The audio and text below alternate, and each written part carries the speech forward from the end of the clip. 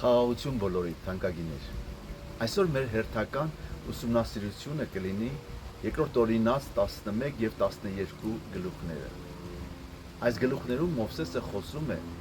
օրհնության եւ հնազանդության մասին։ Նա հիշեցնում է ժողովրդին, որ Աստծո ճանապարհով քայլելը բերում է կյանք, խաղաղություն եւ օրհնություն։ Երկրորդ օրինաց 11-րդ գլխում գրված է. Սիրեցեք ձեր Տեր Աստծուն եւ պահեցեք նրա պատվիրանները։ Սա շատ խորը ճշմարտություն է։ Իսկական հնազանդությունը ծնվում է սիրուց։ Երբ մարդը իսկապես ճանաչում է Աստծուն, նրա սիրտը սկսում է ցանկանալ ապրել Աստծո կամքով։ Եվ այստեղ արդեն բացահայտվում է Հիսուս Քրիստոսի սիրտը։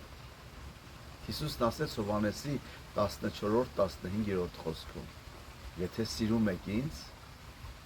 իմ պատվիրանները կպահեք։ Տեսնում եք կապը։ Աստված երբեք չի ուզում միայն արտաքին կրոն, նա ուզում է սիրտ, որը սիրում է իրեն։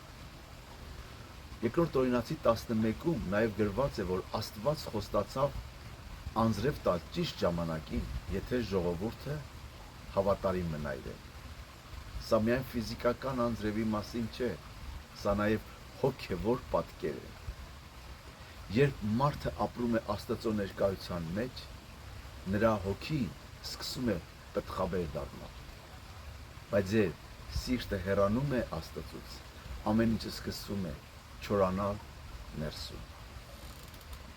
Հիսուսն էր Հովհաննեսի 7:38-ում ասում է.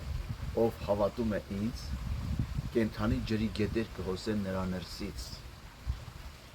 Հիսուսն է մեր հոգևոր անձրևը, նա է կենդանի ջուրը,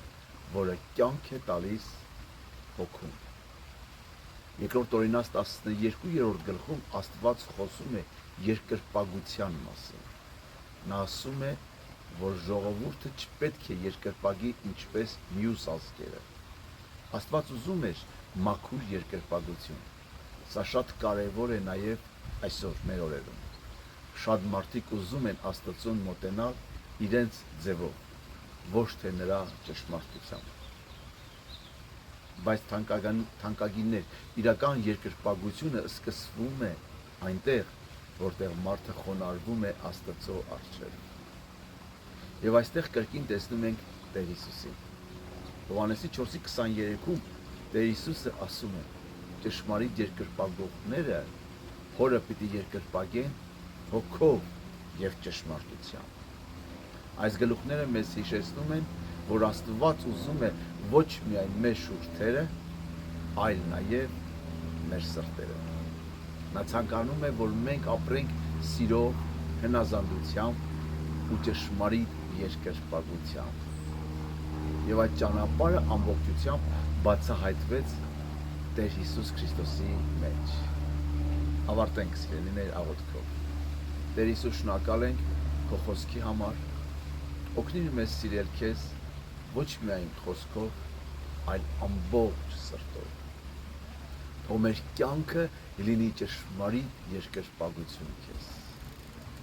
Լցրու մեզ քո կենդանի ջրով եւ առաջնորդիր քո ճանապարհով։ Ամեն։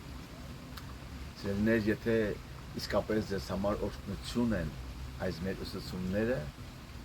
թող այդ օրհնությունը նաև լինեն ձեր ընկերներին։ Թող Աստված օրհնի ձեզ, Աստծո կամքով կհանդիպենք մենք հաջորդ գլուխներում, եւ եթե ունեք կարծիքներ, հարցեր կամ մեկնաբանություններ, ձեր կողմից կարող եք գրել մեկնաբանությունների մեջ, եւ մենք կնայենք եւ կպատասխանենք Աստծո օգնությունով։ Աստված օրհնի քեզ եւ քո ընտանիքը։ Ամեն։